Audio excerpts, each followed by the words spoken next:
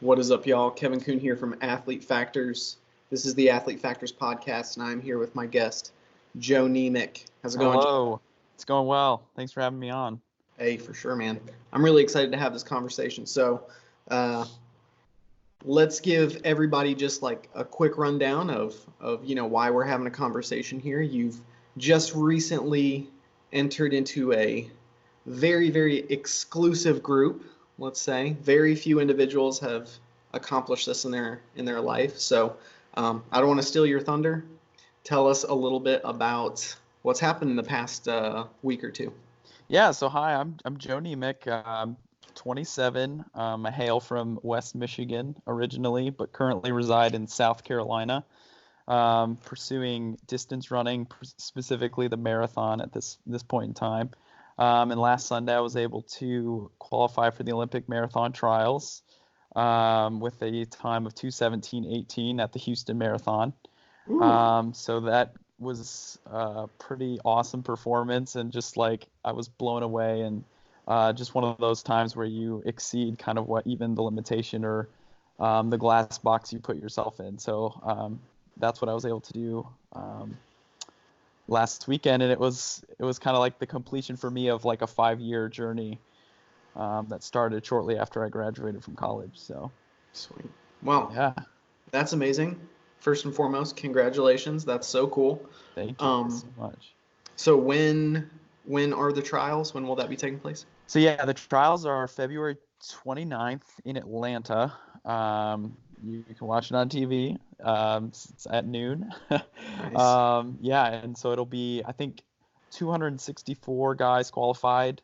Currently ranked 110th in that field, and basically the top 3 in that race will go to the Olympics. So wow. Yes, it'll be really cool to be able to kind of toe the line with the best of the best in the country and just kind of see how I stack up on that day. It's going to be a really hilly course. It's going to be a really slow course, relatively speaking, to other marathon courses. So it'll be a very interesting kind of tactical championship style race. So yeah, time doesn't matter. Just time doesn't where matter. you finish. Exactly. So nice. Those are fun.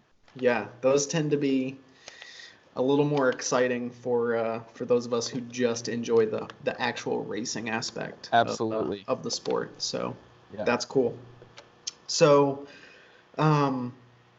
let's kind of rewind the clock. Let's take things back to let's go back to high school and college. Okay. When did you start running? What got you into it? And what was your progression from high school running to college running and so on and so forth? Yeah, so for me, I technically started running as like an 8 or 9-year-old. My parents made me do it as a chore. It was like, or if I got in trouble, like I would have to go run a mile. So they used it as kind of punishment. And so I grew up kind of hating running. And then in high school, I was a soccer baseball player till sophomore year. And then someone told me about cross country, and a couple of my friends were doing it, so I decided, and I had just not made the varsity team in baseball, so I just decided to let's give this a try, and so sophomore year I started cross country, and then junior year I did track as well, and again all throughout high school I really didn't like it. I just kind of did it because I was kind of sort of good at it, and I had no drive, I had no internal fire or passion for the sport at that age. And so for me, I broke my ankle senior year in high school. And that was kind of like the first kind of wake up call I had, just, on a bigger scale, like just life context, just, like I had a talent that I wasn't using. And so when that was taken away from me, it kind of woke me up that, hey, I have something that I'm not using, and I should probably think about using it. So like, thankfully, they patched me up, and I was running again by the end of a senior year. So I did a little bit of track. And then I ended up getting on the team at Cedarville University. And it was pretty much Cedarville that taught me how to love the sport and taught me how to do it correctly. As most high schoolers, end up learning, they didn't really understand how to run. There's a right way to do it and a wrong way to do it. And so Cedarville kind of taught me how to run, and it brought me around a bunch of guys that loved running, and so I just from there caught the bug. And yeah, college was great. But then, as we all know, college ends, and at that point in time, I thought running was over for me, because you got to go get a real job and do real adult things. And so I actually switched to just doing triathlons for a couple years, right after college, until I realized that during these races I was getting just destroyed on the bike by guys that were like 50 or 55 years old, just destroying me. And I was training, I was doing my best, I was still like in good shape, and just getting beat down. And so I was like, you know what, maybe I should. And these same guys, as soon as we got off the bike, I'd just kill them on the run. So it's just like, it was kind of like a wake-up call that, like, just like in high school, like, hey, you still have a talent in running. Like, you're still at the prime age for being a runner, even though you're out of college. Like, maybe you should, buckle down and see what can happen. And so that kind of started the post-collegiate push to just build fitness. And, at the time, me and my wife were, massively in debt. And so there wasn't a lot of things we could, do. Like, we couldn't go travel, like, couldn't like go places. So like running is very cheap to do. So it's just like, we're newly married. Like, let's just try and see what happens. And long story short, about 5 years ago, decided like, hey, what if you could go to the Olympic marathon trials? And so that became the new goal. And 4 years later, I finally hit it. So that's kind of the long-winded answer to your question, but hey, no, that's perfect. So, yeah, if you're not setting a lofty goal like that, like, well, you're not gonna reach lofty goals, right? Like, you've gotta go big. You're not growing, you're dying. Yeah, exactly. That's the same. So yeah, that's really cool though. So you went to Cedarville. Did you have a scholarship to run there? Did you walk on? What was like the recruiting process? Yes. So actually, when I first like came into contact with the team, and you may have been at the team at this point in time, I'm not sure, but it was at a cross country race near my hometown in Michigan, and I actually came to visit the guys, and I was on crutches still because I had a broken leg. And so Coach Paul Orchard always teases me, like, when the first time he saw me and I was like, hey, can I be on your team? My leg was broken. So it's just like, why are you asking this? You can't Great even first walk, impression. dude. Yeah, exactly. So when like, historically speaking, like, I'm not super fast, like in the running world, starting out, like out of high school, I was running 17:03. That was my PR for a 5K, which isn't terrible, but it's not, you're not turning any heads. Like, I wasn't going to get a scholarship for that. And then, so I just walked on, and it took me probably 2.5 years before I was like in the top 7 at Cedarville. But junior and senior year, I was top 7, and by senior year, I was pretty much top 3 on the team. So just, I think for me, it's always been about, like, I never have expectations of being at the top starting out. Even, getting into marathoning, it's like, like, I know I'm going to have to work for it and start at the bottom. But to me, it's like, that's the fun, is that you can just start and then just grind. And like, those who stay will be champions. The ones that just keep showing up day after day, year after year. Like, fitness is a compound effect. It's like interest. Like, if you can just rack up, like, day after day, month after month, year after year, like, that's when you start to see the returns come. So I've never had a ton of natural talent. It's always been more of like, I have to stay healthy and consistently work to see the results I want to see. So that's awesome. Yeah. So you graduate from Cedarville, and just so everybody knows, that's my alma mater as well. So we back the Jackets all the way. That's right. So yes. It's a unique situation for me. So my grandfather went to Cedarville, my mom, and like all my aunts and uncles went to Cedarville. My sister went to Cedarville. Both my brothers went to Cedarville. My mom was teaching at Cedarville before. You had to go. Yeah. You didn't have a choice. No options. So But it was good. Like, and I went to Cedarville High School, so it was a short trip to the university because my mom was working there, and um, for a while, like my dad was director of alumni for 16 years. This was long, long ago, but so like everybody, the whole family is like, and like my brother works there now. Um, I have, uh, yeah, just everybody lives in like Cedarville or Springfield. Like the whole family, they're Jeez. like, hey, when you moving home? Yeah. Um, Dallas is home for me. So Yeah. anyway, all that to say, um, so you finish up at Cedarville, hmm graduate. Um, at what point were were you, training solo? Did you find like a running club or a Yeah. team? Like what was the transition into that?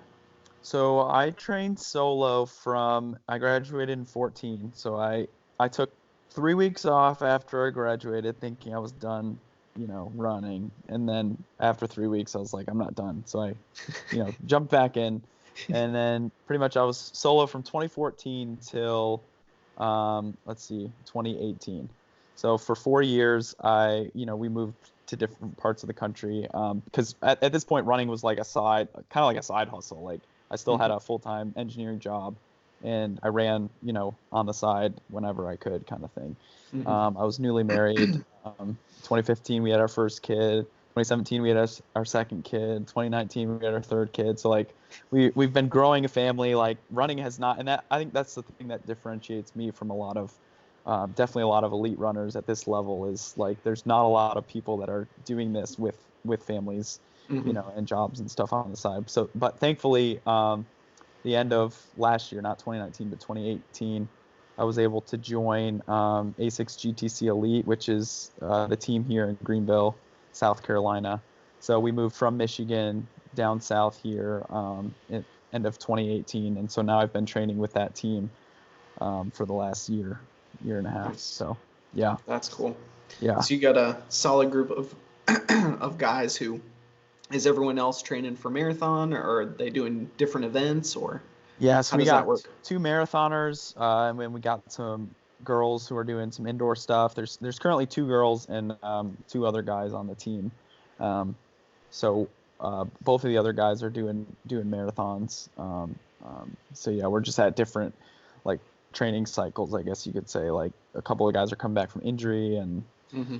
whatnot. But yeah, there's a good kind of little team dynamic that we have, and it definitely helps just having other people doing kind of the same thing you are. So For sure.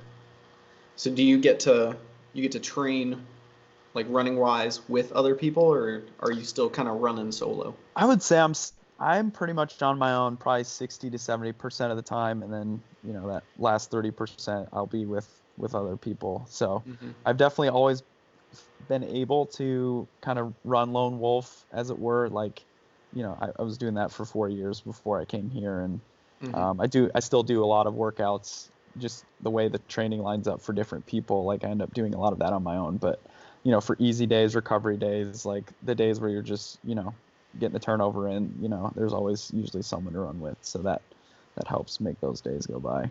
For sure. Yeah.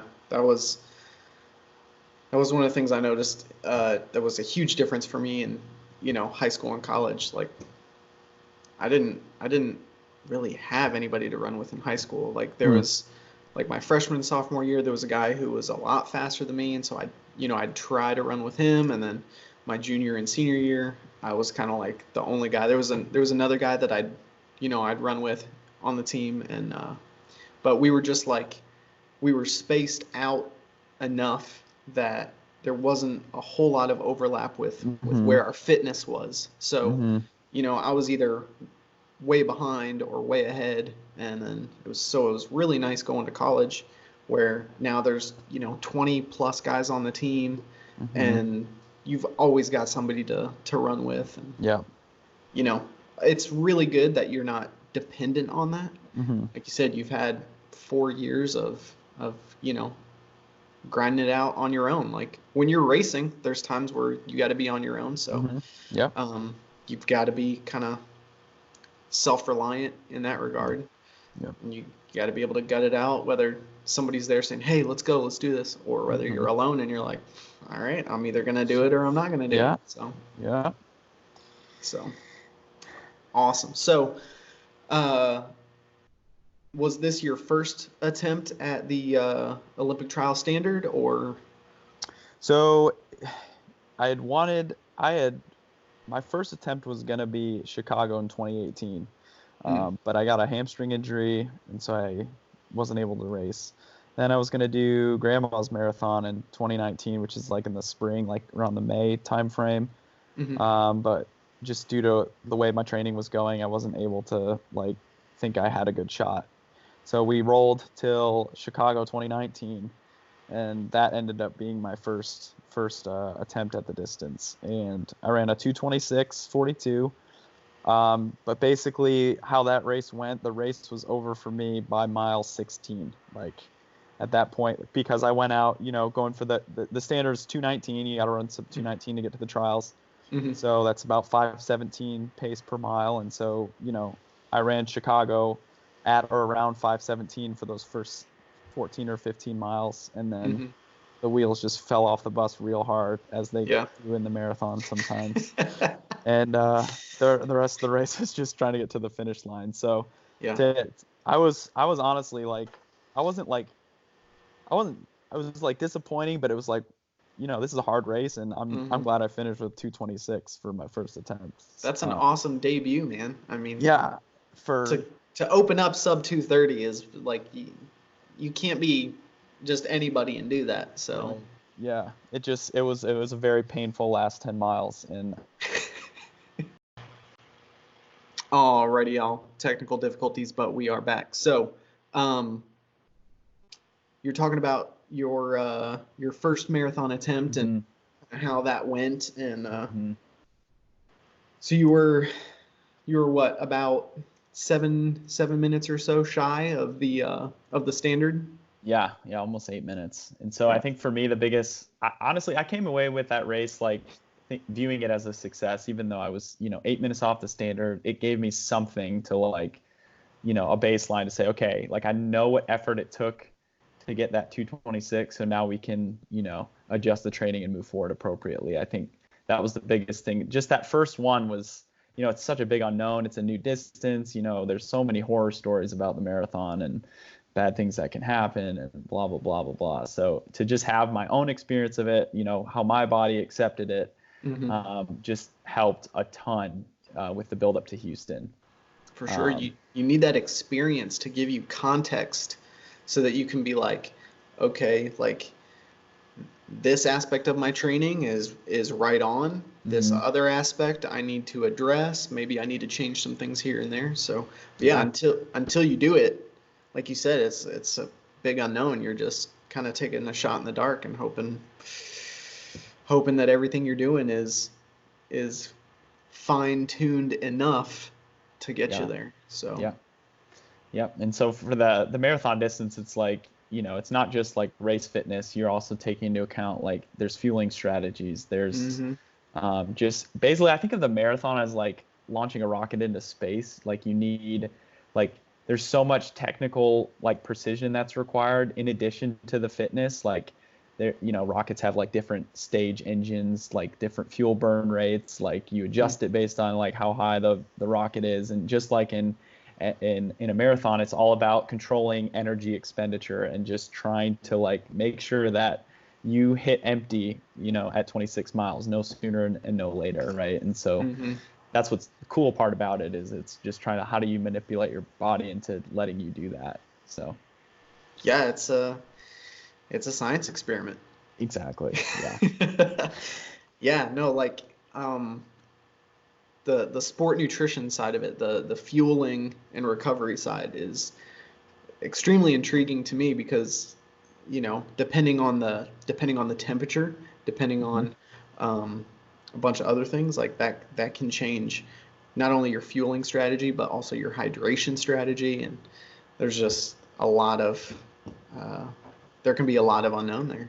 So yes, I like that. I like that there's variables that if you're not addressing, then you're giving your opponents the opportunity to have a leg up on you. So Yep. you really have to, you have to understand how many of these systems are involved in success so that you Mm-hmm.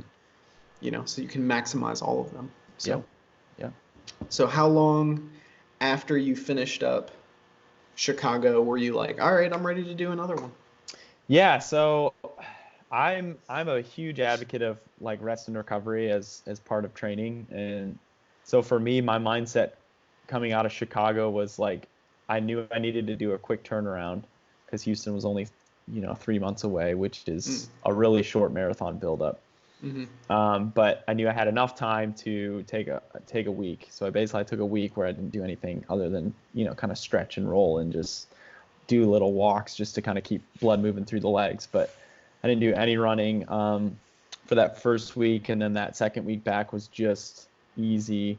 What's called walk running, which is probably the greatest thing I've learned joining this team in the South. Like a really good way to come back from injury or um, a big race or anything really is to just walk run. So you do, intervals of like 1 minute run, walk for a minute, 1 minute run, walk for a minute, just to kind of like ease back into it instead of mm-hmm, typically, and especially after a week off, like you can feel really good, especially on those first couple runs because you got kind of all that pent up energy. mm-hmm. And you go out too fast and you hurt something. So it's a good way to just kind of throttle and ease back into running again. So that's what I did. And then, by week 3 post marathon, we were starting to do the fast workouts again. So it's kind of Gotcha. like a two week thing. Yep. Wow. So had you planned and kind of strategized ahead, like, hey, if I don't hit it here, then I'm going to get right back to it as soon as as soon as I can so that, we can set things up for Houston. Yeah. Yeah. So from the mental aspect of it, I go into races, especially like when you're trying to hit a standard with like my life ends at Chicago, right? So before Chicago, I didn't think really about anything post Chicago because in my mind, I needed to be 100% committed to that sub 219. And sometimes when you go into especially like hard races with a plan B, and that pain starts to build up and you're like, well, I could kind of like, yeah, we'll get it next time. Save it for It's another day. always better to kind of go into it like burning the ships and just like Chicago's it, like that's it. Okay, well, I didn't get it in Chicago, so that first week when I wasn't running, you just kind of think about, okay, like what's the next logical step? Mm-hmm. And originally I was going to do CIM, which is in December, but the thinking there was just like, two. I ran a 226. I think had I paced like my fitness, I probably could have done a 223 in Chicago. So I had about 223 fitness. So I knew I needed about 4 more minutes of fitness, and I knew I couldn't do that in a month and a half, which is how Mm-hmm. far away CIM was. So I dropped out of CIM and we looked at Houston, which Houston is the absolute last like chance to qualify. Like that's the deadline, January 19th. So Mm-hmm. we're like, that gives us 3 months, which is a little bit more, and like you can build some fitness in 3 months. Mm-hmm. Um, and so we kind of set our sights on Houston and went to work. And for me, the biggest takeaways from Chicago as far as training goes was just like I needed a little bit more volume in the legs, and like I needed to get some longer interval sessions in. So those were kind of the two big modifications we made to the training in November and December. So Gotcha. You just needed to feel a little bit more comfortable being at that somewhat uncomfortable race exactly. pace for Yeah. And a longer. lot of that we did at half marathon pace. Yeah, exactly. Like we did K repeats. So I think my longest workout was 15 by K at half marathon pace. So right around 5 flat. And then just those last, with a focus on those last, 4 to 5 Ks, Mm-hmm. just because that's when you start to feel the kind of the way you feel at that 13 to 14 mile mark, and Mm-hmm. just to kind of replicate that feeling again. So Nice. yeah. Awesome. So, uh, what was like your last hard workout, and how long before your race was that? So I did my hardest workout was over Christmas break. It was like the day after Christmas, which training over the holidays kind of sucks because like you're with family and like you're, everyone's relaxed and eating a lot of really junky food, and it's just like, it's not conducive to like elite training. Mm-hmm. But I have a family, and I'm not gonna just avoid my family because I have to train. So for me, it's always been, how do I integrate my training into holiday season? So Mm-hmm. I invited my family to kind of participate. I had my brother riding his bike with me on a workout, and just kind of including them in it made it a really cool experience. But so Nice. that would have been 4 weeks out from Houston. And then my last hard workout, which was 6x2K, so 12K total, that was 10 days out. So that's Gotcha. typically what you see, that 10 to 15 days out is the last time you'll do a really hard workout, and then you'll do a couple kind of like tune-up workouts, little baby workouts. Yeah. So the week. Yep. At that point, there's not The a whole lot money you is in the can bank. exactly. Yep. There's not a whole lot you can do that's going to give you any benefit, Mhm. but there is a whole lot you could do to to start sending the plane down, Yes. so to speak. Like, so Yes. you want to be able to just ride that wave and let your body refuel as much as possible and try to absorb all the adaptation that you can, and then keep everything fresh, and then Mhm. shoot for the moon. Yeah. And going into Houston, I would say, well, the week before Houston, I was limping because my knee just like randomly started hurting. So that was like a week before, and it was, a little nerve-wracking, but I didn't feel like fresh, like poppy, Mm-hmm. until like 2 days before the race. So Mm-hmm.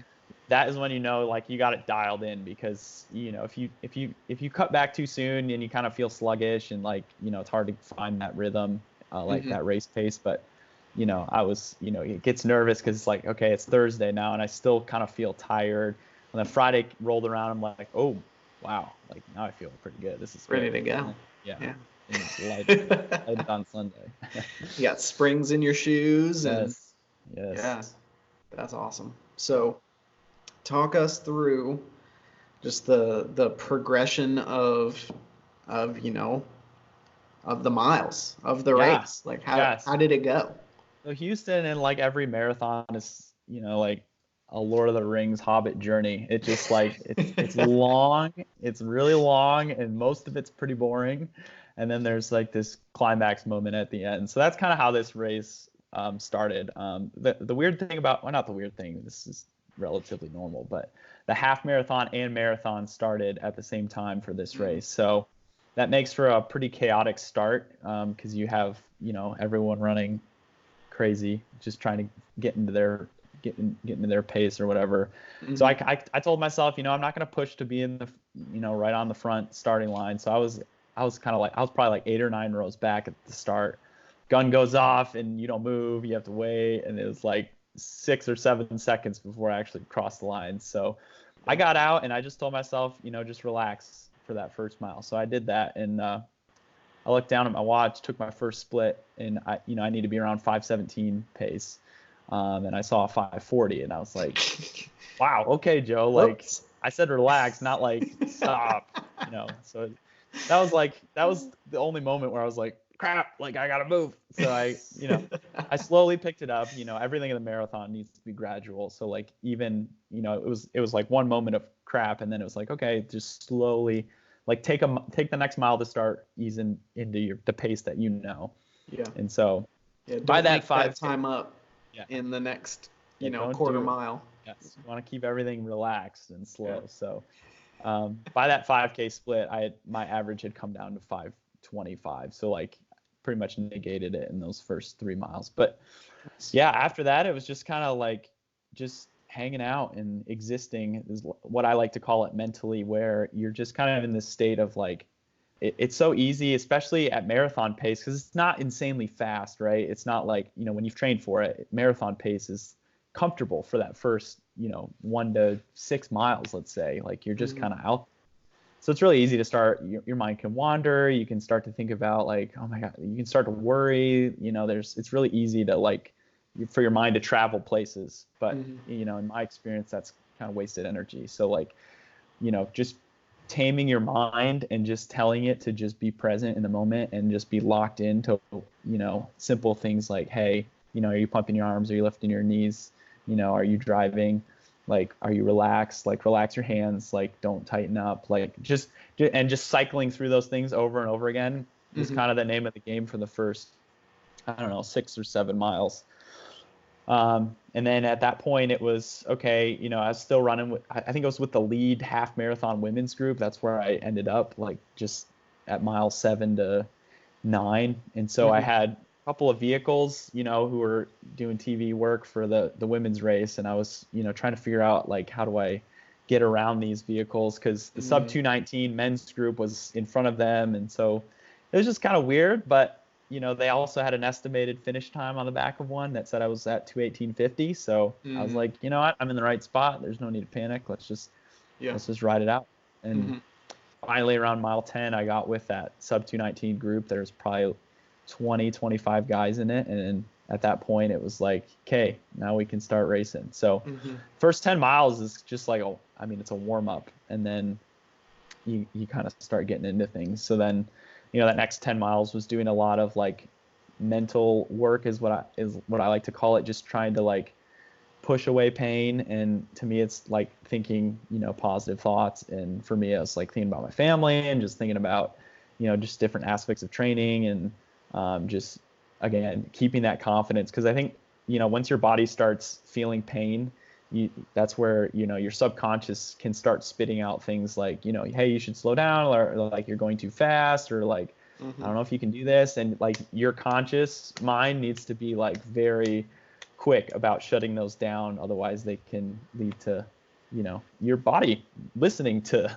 your mind. Right. And you don't want it to shut down. So a lot of mental, and that's the part I love about running, is the mental aspect, and the mental side of it is just like when you can control your brain, which is a very powerful muscle, it controls the rest of your body. So that was mile 10 to, I would say 18, just, cycling through those thoughts. Like the times were good. The splits were good. I felt great. And I was just like, man, like when is this going to like start to hurt? Because again, it was new territory for me after 16, because I had never continued to race past that distance. And so it just kept going. And I was like, again, like hold back, but just stay consistent. And then finally at like mile 19, I was at the front of that sub 219 group that I was with.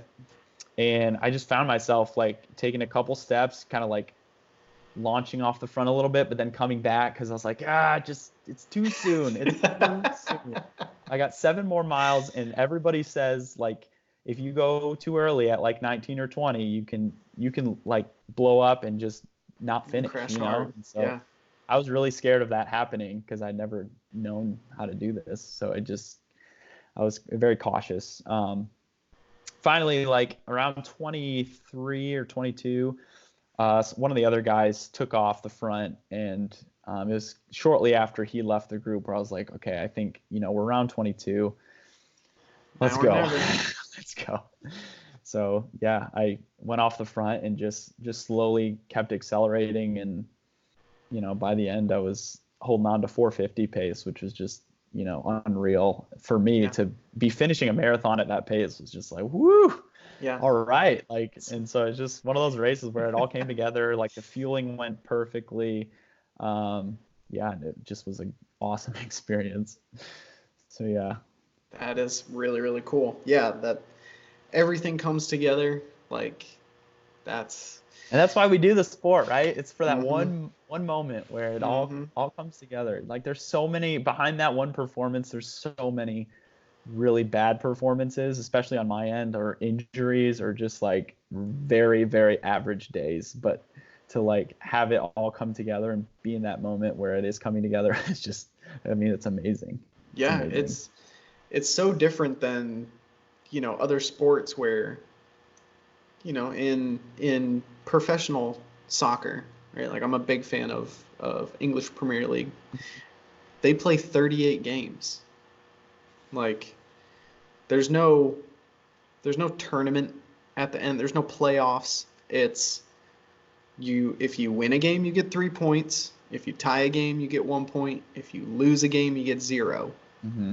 Whoever has the most points at the end of the season wins. So like it's not set up like that, and it's not set up to where like your win-loss ratio determines whether you make it to playoffs. Not like we put all our eggs in one basket, and we risk everything for for very few racing opportunities. It's like you've got your A race, you've got like the one that you're betting all your money on, and then if that doesn't happen, then like okay, we've got to find another A race, and so there's a lot more risk, but there's I think there's a lot more reward, right? So if you do get that get that PR or get that qualifying time or whatever, like man, the feeling that you have, like it's nothing like it. Incredible. Yeah. Mm-hmm. So awesome. So what is at what point were you like freaking out? Like, oh my gosh. Like at what point is it happening in my mind? Yes, like I've got this in the bag. Like, that's a good question.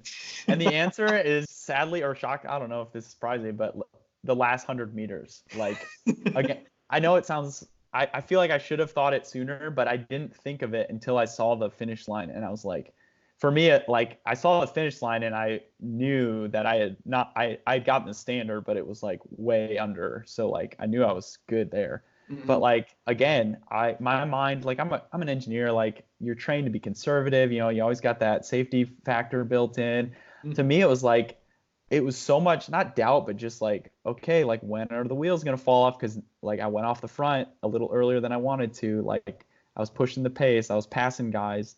Mm-hmm. I was like, okay, like I was just always like in my mind, I was just like keep going. I wasn't even thinking about like, all right, I got this. It was just like keep going, because if I don't, like the wheels might fall off. So I got to enjoy it for the last 100 meters, and that's when I started yelling and screaming, and like that's what the photo is of me yelling and screaming, and it was just it kind of all hit me at once. It was like wah! But yeah, up until that point, it was just like I'm running 450s, and it felt like my legs were just a different part of my body, like a separate body that I like just couldn't control. They were just doing their own thing, and I was just like riding on top of them. I don't know, it was like a surfboard or something. They were just doing their thing. Nice. Well, stay on top of the wave, right? Like, yeah, don't fall off. That's awesome. That's hilarious. So you're like coming into the finish, you're screaming, you're what a solid way to finish. Like that's the way to do it. That's incredible. You get a split, so that's the way you want to run a marathon. Yeah. So. That's excellent. So so you've got a little well, right around a month, right? Mm-hmm. Away from US Olympic trials. So what is your prep like right now? What's it look like? So I did a very similar thing to Chicago. I took pretty much all last week off and started walk running on Saturday. And so, today just expanding how long I'm doing that. And I think Wednesday will be the first day I just run normally. So gotcha. Very similar. The idea being that if 3 months is a short build-up, 5 weeks, it's like all we're trying to do at this point is be healthy and like prime the engines again to do it again. Not like we won't have any time to build fitness or like increase aerobic capacity or anything like that. It's all just going to be, see what you got and just do it again, right? And just try to do the same thing that I did in Houston. So have just fitness. Enjoy it. Exactly, and enjoy the experience. Yeah, that's the racing part is going to be, so different than what you just did in Houston because. I mean, time doesn't matter, and I'm not trying to hit a standard, and it's just going to be go out there, and I just want to place. My goal is, top 50. I'm ranked 110, so if I can get top 50, like I'm beating a lot of guys that are way more fit than me. So, yeah. And even though there's, what'd you say, 264? Yeah, 264. Like the window that all of those Oh yeah, competitors are in is a really 9 minutes. small window. Yeah. 9 minutes. So there's it's not going to be like, oh, I can barely see the next guy in front of me, and you like there's no one behind you. Like you are, it's going to be a giant group. Like it's going to be like Peloton. Yeah, if Like I'm 110, that means there's 110 guys behind me that are within 2 minutes, right? Theoretically. So that's insane. see, yeah. And the Atlanta course is it's a hilly course, so it's going to be slow. And I think that favors someone like me who's I'm not fat, I'm not a speed guy. I'm a more of a like a grinder kind of. I like hills kind of person. So Yeah. hopefully, we'll see what that brings. You can gut it out and not feel like, oh no, I just redlined my engine and now what? Yeah.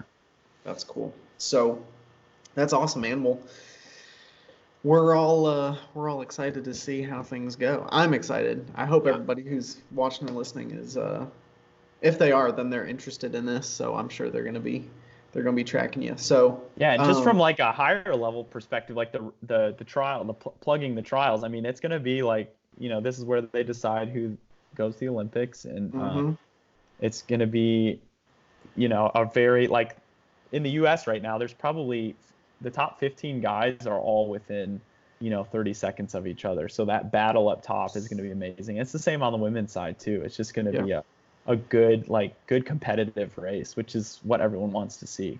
And it's hard to find that in a marathon just because it's so long and there's so many variables. But I think it'll be really cool. Yeah, that's awesome. Well, I'm thrilled about it.